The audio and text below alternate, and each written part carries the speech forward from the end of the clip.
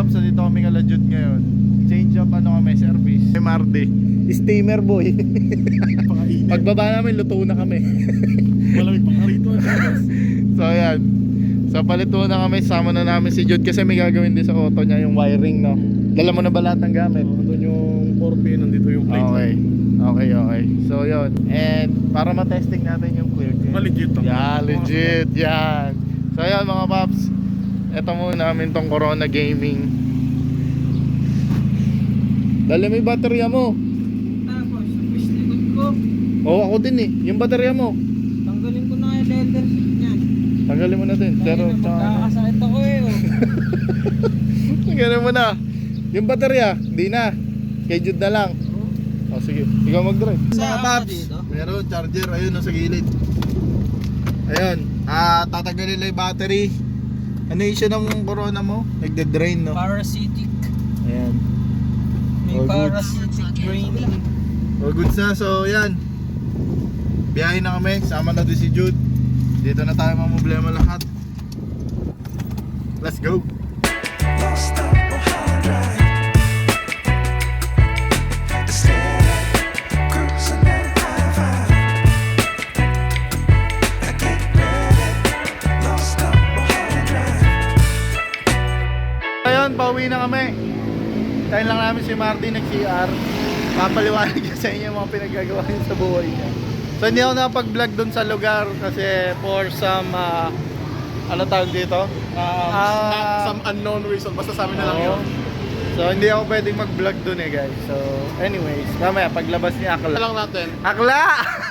Akla! Akla, ba't sa lalaki ka nag-CR? Akla, bakit sa lalaki ka nag-CR, Akla? Boys, Why boys? Ano ba ginawa natin? nag-shopping. Ano ba yung shopping mo? Delata. Pakita mo naman. Pakita mo naman, Akla. Oh. Sa trunk. Tingnan nga natin shopping mo, Akla. Ay, ayaw na bumukas. Ay! Ay! Puno! Basura.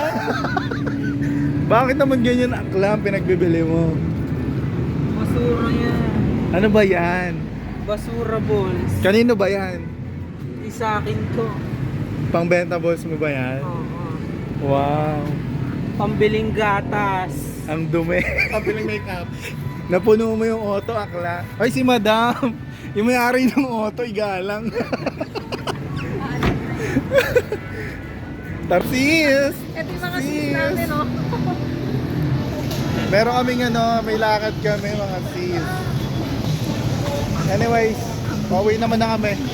Pag-collect lang ng gamit. Wala na rin to, pera. Wala na. Parang hold up, Akla. Okay lang. Babalik naman yan. Sa baby boy mo ba yan? Oo eh, sa kotse niya. So ayan mga paps, bili muna kami 7-Eleven, then Patsy na. Nilak mo yon? Sausage na. Okay, pagkain ng mahirap na car guy. Copy ko. Copy ko, social yan eh. 26. Oo nga ba? May Akala kagok. na ba yun? Uy, baka sabihin na tayo to. Chumembag niyan, hindi ah. Oy. Yung ano yan, bakla nag-offline yung Gcash. Bakit putol to, Akla? Akala sa kanya bigyan mo yun. Sama. Kagat tapos putol. Tinagat Oh, yung brown yung akin, Akla. Sa akin yung red. or red. Gusto ko yung Sa akin brown. yung brownish yun. Ito sa'yo. Oo, brown. Okay, bayaran time.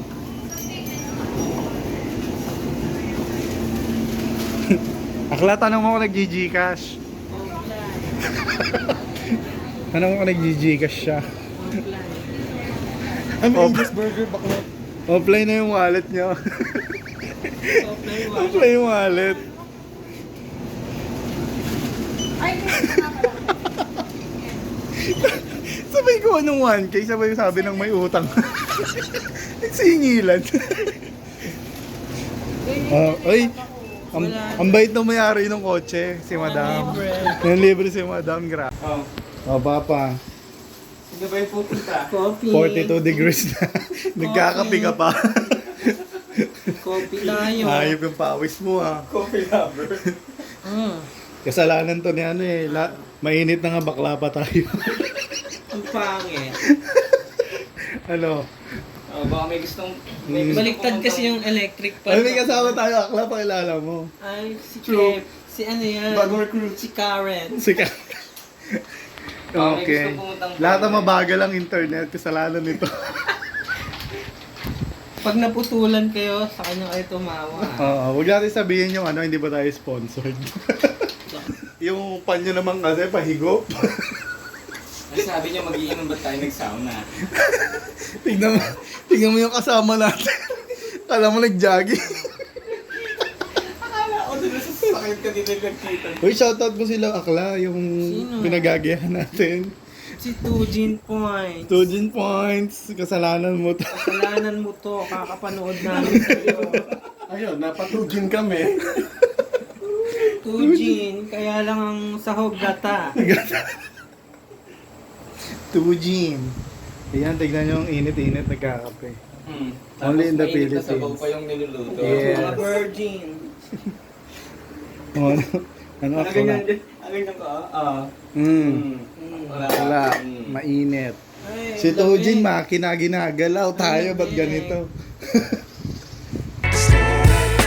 Cruising at high.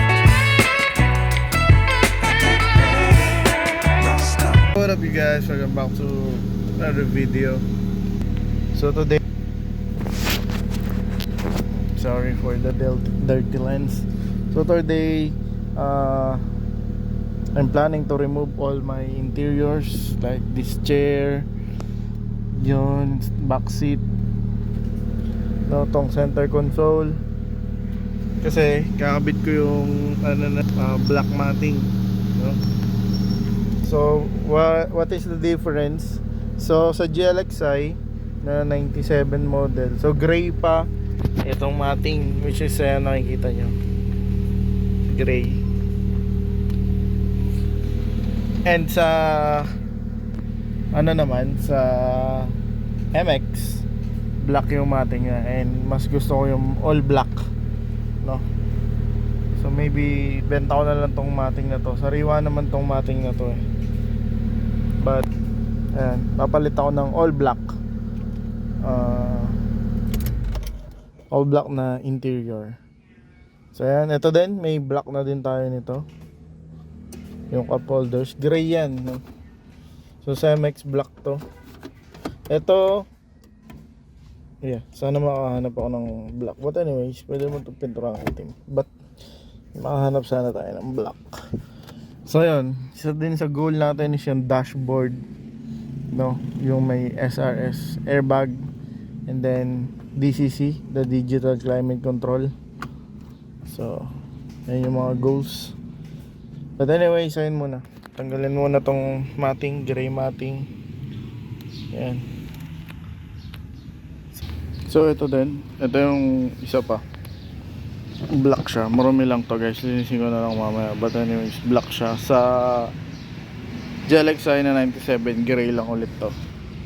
And ito nga yung sinasabi ko sa inyo, makita ko lang yun. So see, hindi yan pininturahang itim, black talaga siya. So see the difference. Yan. So gray, then black. So guys, the car is stripped. Yan, isa sa good news is napakaganda ng flooring. Kala ko brand new pang kotse eh.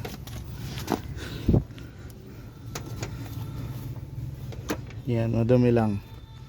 Same dun sa kabila. But anyways, ayun. Meron lang mga wires na hindi ko maintindihan kagaya nito. Pero sure ako na sa dating audio system to.